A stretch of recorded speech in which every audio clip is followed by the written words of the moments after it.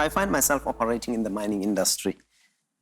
The mining industry has shrunk, obviously, for obvious reasons, because it's a depleting industry. As you mine, these mines become old and you close them. If you don't open new ones, then you're going to find yourself employing lesser and lesser people.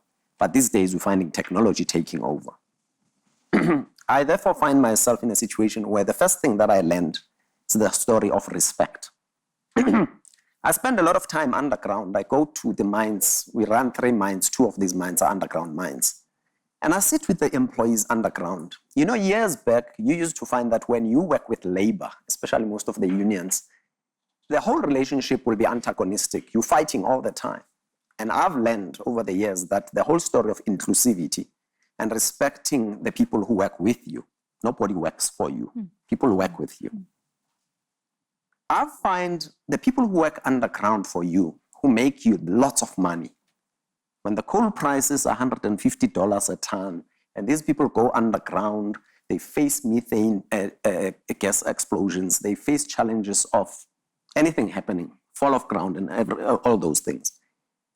Something fundamental comes to me that my grandmother taught me, that these people have got families.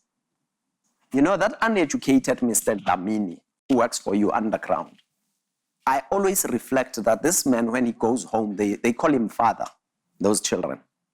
He probably is a priest in his church. He probably is a community leader. And when he goes underground, you call him boy. Doesn't make sense. That's the first thing that my grandmother taught us, respect.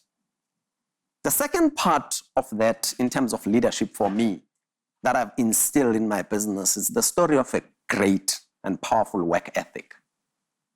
I'll tell you now, as South Africans, our work ethic is poor. And you can challenge me, I'm fine. We need to have a great work ethic, but it starts with us as leaders. You can't pack instructions, excuse that word. You can't go to people and say, I want you to be here at 6 if you arrive at 9. And at 2 o'clock, you disappear. It's those small things that my grandmother taught me. The second one is the respect, it's a work ethic. The third important thing is my grandmother was uneducated, but I relate, I'm reading at the moment Nassim Taleb, Skin in the Game. The difference with me, I don't write books, I read them. Nassim Taleb talks about... somebody who's just written it. I know. Nassim Taleb talks about skin in the game. Go and read that book. That if you give people something, if you want people to eat your food, if you are a cook, you must eat your food. And he tells the story of the turtle. I'm sure you know the story of the turtle, where people caught the turtles, the fishermen who were fishing and they caught turtles. And they were trying to eat these things and they found that these things were not edible. And they were giving these turtles to somebody. And this person said, I'm forcing you to eat them because he who catches the turtle must eat it. So you must learn to live that life as well. Have skin in the game.